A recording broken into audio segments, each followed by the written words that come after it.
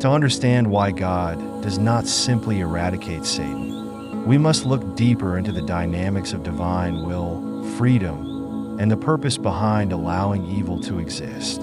If God is all-powerful and all-good, why permit the presence of an adversary who brings suffering, doubt, and moral challenges?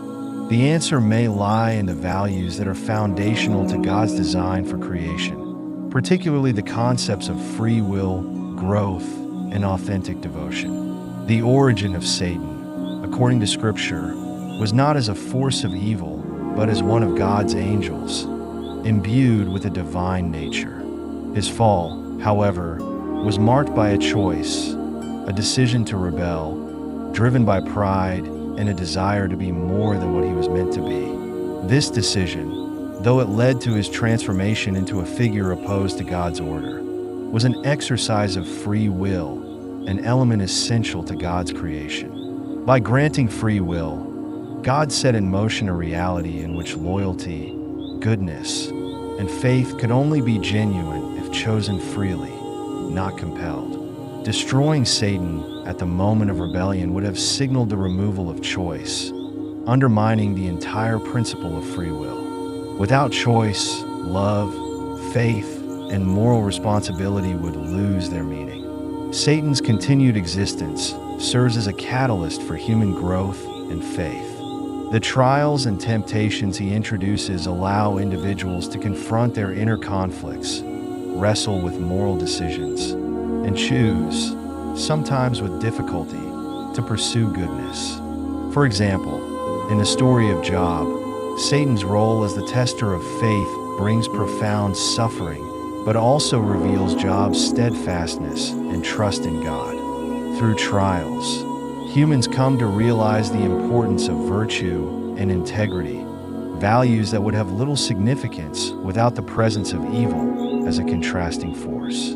The existence of Satan adds depth to the human journey, allowing faith and goodness to emerge as the result of conscious, deliberate choices rather than passive existence. On a larger cosmic scale, God's choice to tolerate Satan reflects his commitment to justice and mercy.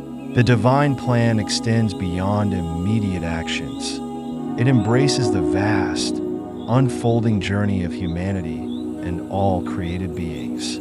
Destroying Satan would eliminate a major dimension of the human experience, one that God may intend as a necessary environment for spiritual maturity and understanding.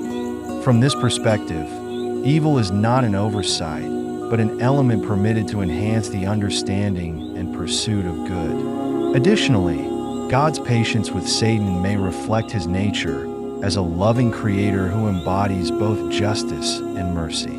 Rather than a vengeful destroyer, God is portrayed in Scripture as one who is slow to anger and abounding in steadfast love, allowing every being, even Satan, the opportunity to play their part in the larger story. This patience is mirrored in God's dealings with humanity, who, despite repeated failings, are continually given chances to return to righteousness. This raises another compelling aspect of the question: does removing evil prematurely benefit the divine purpose? It might seem that destroying Satan would solve the problem of sin and suffering.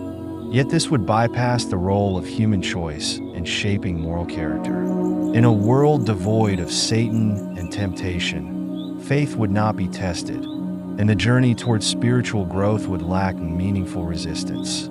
Through enduring trials and resisting temptation, individuals forge a path toward greater strength, understanding, and connection to God's will.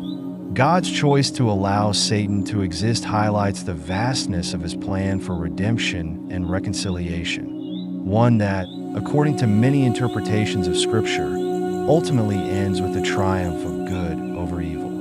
This vision suggests that Satan's influence is temporary and limited, a phase in the story of creation that will ultimately resolve in the establishment of a renewed, harmonious reality.